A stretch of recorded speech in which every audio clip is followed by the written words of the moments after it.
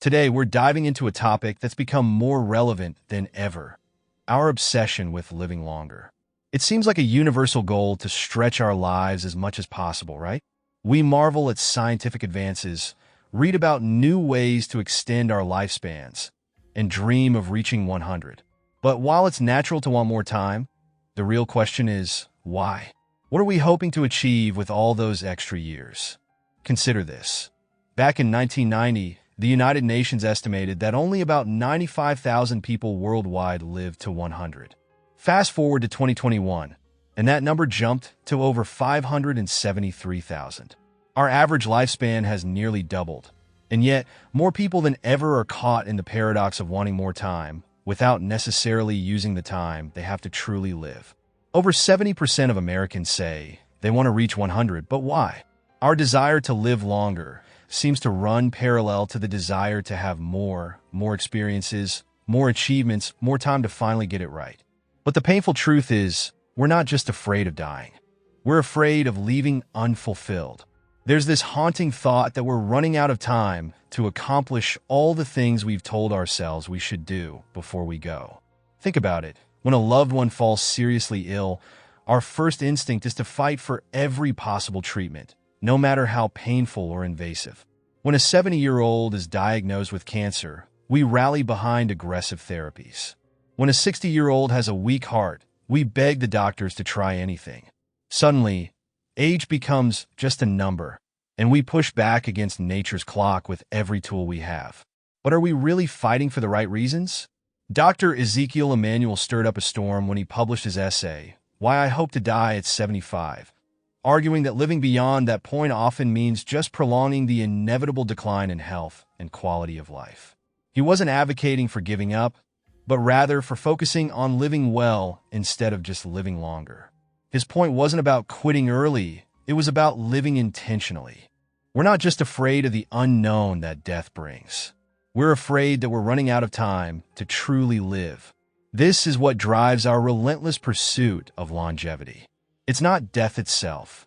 It's the worry that we haven't done enough yet, that we haven't checked off all the boxes on our life's ever-growing list. But here's the kicker. Adding more years to your life won't make you more fulfilled. It won't help you write that book you've been procrastinating on or launch that project you've been dreaming about. The issue isn't that we need more time.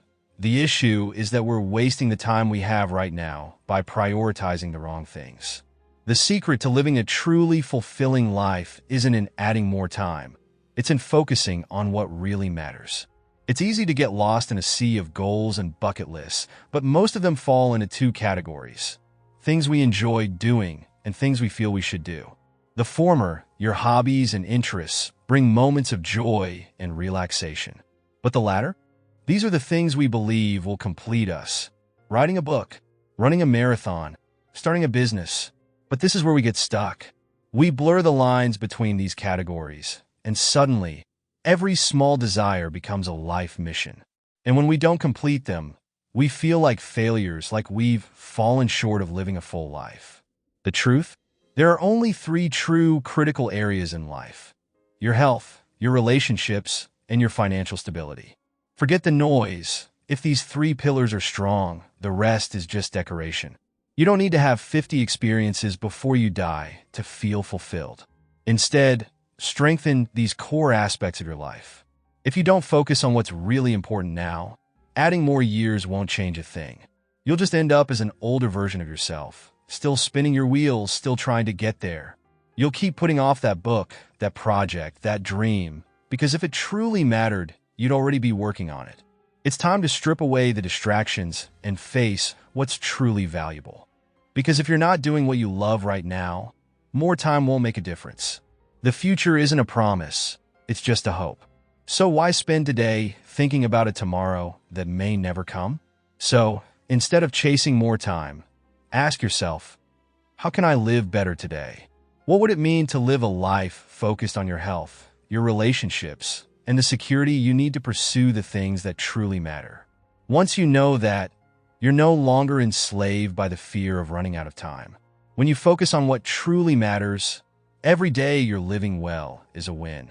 You're no longer clinging to the hope that someday you'll get it right because you're living right now. And that's what it means to live a good life, no matter how long it lasts. So, go ahead, define your core, focus your energy, and don't worry about living to 100. Focus on living well today, because that's where life truly happens. Until next time, keep striving to make this moment count.